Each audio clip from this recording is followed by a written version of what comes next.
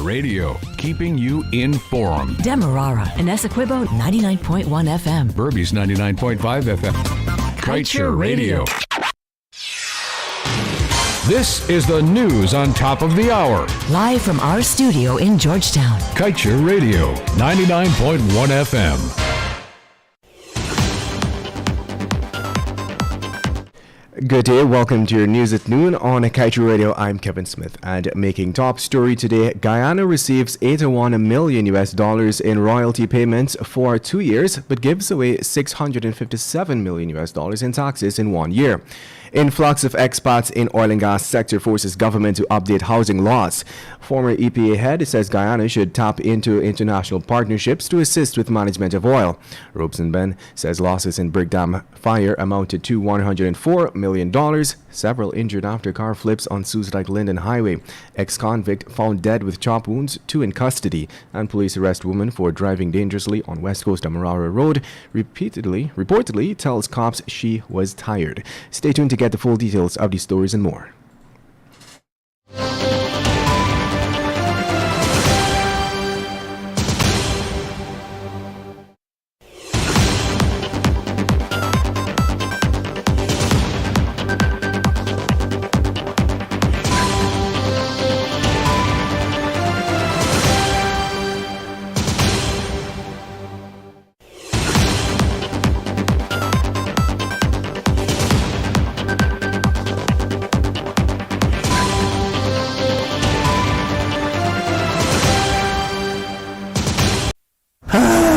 Not a single bar of service. Not with us. Digicel officially has the best mobile coverage in Guyana. Ookla, the company behind Speed Test, recognizes Digicel as the network with the best mobile coverage in Guyana. Be it in Georgetown or in NI, we got you covered. Digicel, better together.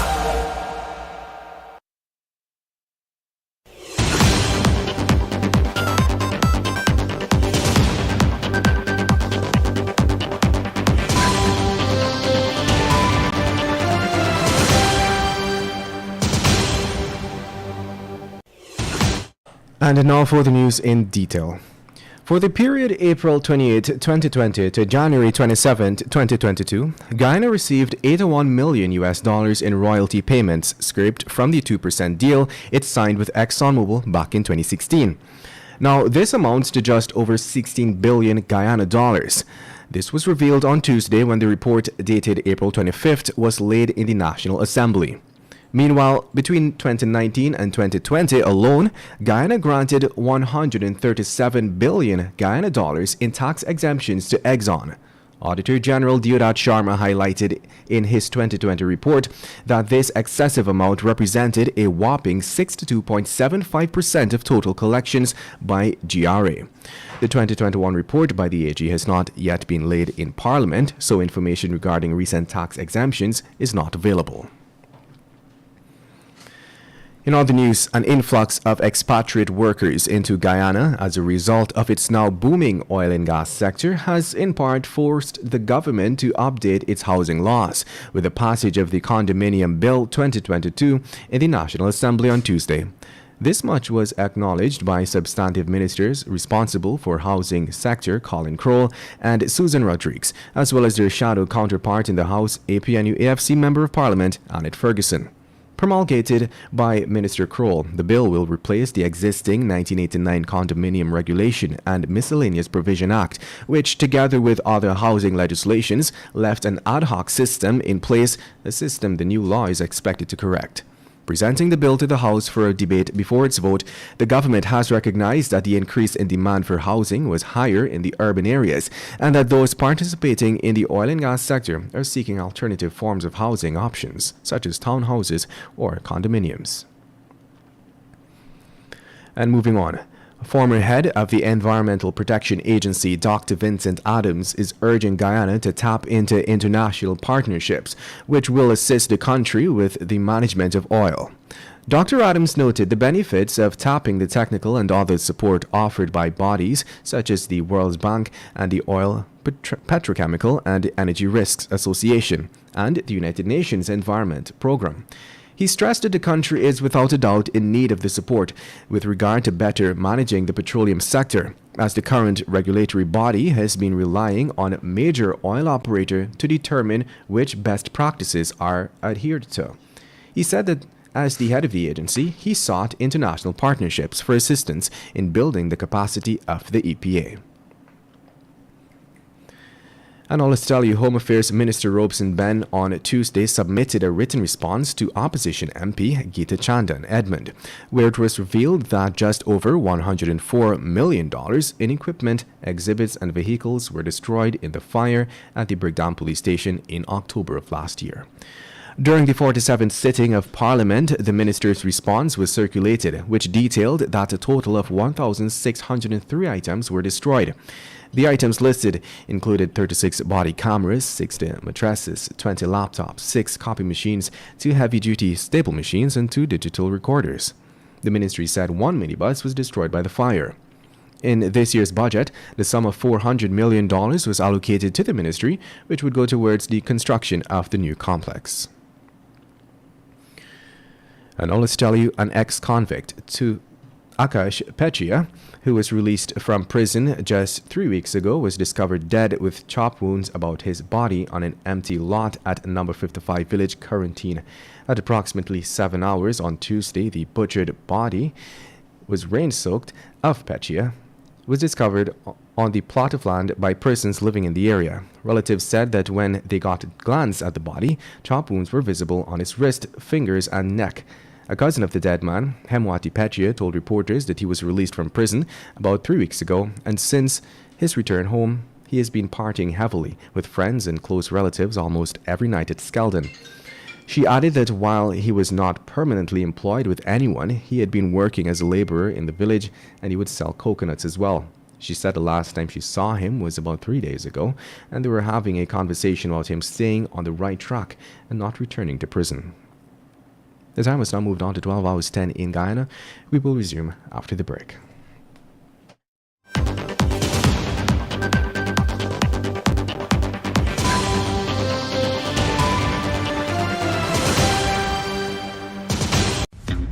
The Government of Guyana, through the Ministry of Agriculture, in collaboration with the CARICOM Secretariat, will be hosting the premier Agri-Investment Forum and Expo with the aim of achieving 25% food security within CARICOM member states. It's an opportunity to promote dialogue among key stakeholders, develop partnerships between local and foreign investors, farmers and distributors. It's also an opportunity to showcase your goods and services with an estimated listing of over 300 local and international delegates. It's the premier Agri-Investment Forum and Expo, hosted at the Arthur Chung Convention Center from the 19th to the 21st of May.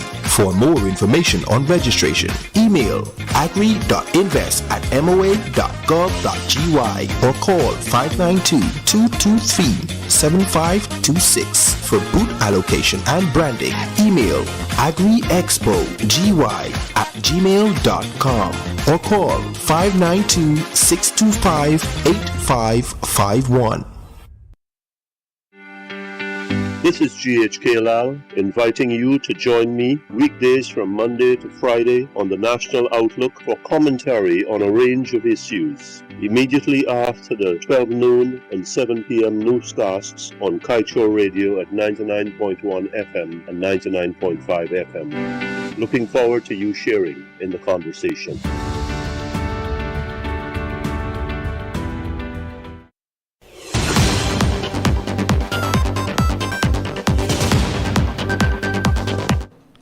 Welcome back. Let us continue with the news. A Spanish-speaking woman was on Monday arrested after traffic officers tracked a car that was caught on camera almost swerving into a group of pedestrians along the La Jalasi public road on the west coast of Demerara. She has been identified by police as 40-year-old Yervina Bergman of Lime Street, Workmanville, Georgetown. Berman was reportedly driving a car that was seen in a cell phone recorded video swerving dangerously along the West Coast Demerara public road. At one point, while trying to negotiate a turn, the car almost plowed into 3 pedestrians at the corner of the road and appeared as if it hit one of them as it swerved away. Berman told investigators that she was tired at the time and was falling asleep behind the wheel. She was Investigators, however, believe that Berman was probably driving under the influence of alcohol, but because they found her one day later, they were unable to confirm their suspicions. In other news, 2 children, ages 1 and 5, are among 6 persons who were severely injured on Tuesday after a car flipped and toppled several times along the Susdijk-Linden highway before coming to a halt in some bushes. According to the police, Arthur, the driver of the car, was speeding north along the highway and lost control in the vicinity of Yarrowcabra. Based on cell phone videos of the scene, some of the occupants were lying in the grass and were placed into vehicles by public-spirited citizens. In other news, a 57-year-old fisherman accused of stabbing his wife to death on April 12th last was reportedly found dead on Monday with 2 bottles of insecticide next to his body in the Enmore, East Coast Demerara Backlands. The dead man was positively identified as Vijamal Raj, a suspect wanted by police for the murder of 57-year-old Savitri Raj at their Fowler's East Coast Demerara home. His remains were discovered by a cattle farmer around 12 hours 30. Raj and his wife Savitri had been married for 33 years, but around 2 hours on Tuesday, April 12th, their marriage came to a tragic and abrupt end. Their children, who lived in the bottom flat of their 2-story home, found her bloodied remains lying on her bed. Raj was the prime suspect in the murder, and a wanted bulletin was issued for him, but he was never caught and was in hiding since then. Meanwhile, Timothy Paul Chance and Andre Benjamin on Tuesday changed their pleas and admitted to killing Professor Mars called Perry in 2016. Earlier this month, Chance and Benjamin were arraigned in the Demerara High Court before Justice Sandil Kissoon, when they pleaded not guilty to the charge, which states that on May 12, 2016, in the county of Demerara, they killed Mars in the furtherance of a robbery. However, on Tuesday, the duo opted to plead guilty to the lesser count of manslaughter. As such, their sentencing was set for June 9th. Chance and Benjamin are 2 of the 5 teens who were charged back in 2016 for the murder of the professor. In other news, allowing an ex-boyfriend to sleep over almost turned deadly for 39-year-old Sharon Hoppy after the man allegedly invaded her room and stabbed her twice before running away. Hoppy, a resident of Hatfield Street Lodge, Georgetown, was attacked by the man around 3 hours 30 on Tuesday. He allegedly stabbed her once to her neck and the left side of her abdomen. She told investigators that the relationship between her and the man ended 2 months ago. According to police, doctors said her condition is stable and ranks are currently hunting the suspect. And now for a COVID-19 update, followed by the page 7 of the Kaieteur News.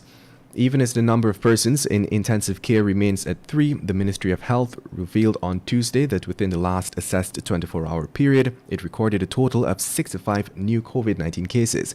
The new infections have brought the total number of confirmed cases in the country to 63,926. 13 persons are in institutional isolation, 360 are in home isolation, and 1 in institutional quarantine. To date, a total of 62,322 persons have recovered from the virus. No more distractions and lies. Rarely the people of Guyana are furnished with the whole truth on the affairs of this country. In fact, we have heard leaders over the years who are geniuses at giving life to the saying, "In every lie there is an ounce of truth." Oftentimes, when a mega project funded by tax dollars is announced, that's literally the ounce of truth in the matter. Who really benefits is often shrouded in secrecy. But our leaders speak of such projects with unbridled pride. They boast of building multi-million-dollar bush roads and upgrading bush bridges to international standard that only a fraction of the people will ever see, while the coastland little children are forced to navigate mud trails with knee-deep craters as they make their way to and from school. Meanwhile, our leaders seem to find joy in distracting the nation with so much highfalutin balderdash, which are vocalized so sweetly that even the most intelligent among us are compelled to believe that they will reap some benefit or the other at this point. For too long, our leaders have been allowed to carry on with the disregard for this nation. We can all agree. It is time for the leaders of this land to starve their insatiable appetite, which daily compels them to hog the riches of this land for their family, friends, and cronies. And that brings us to the end of today's News at Noon. I'm Kevin Smith. Thank you for listening.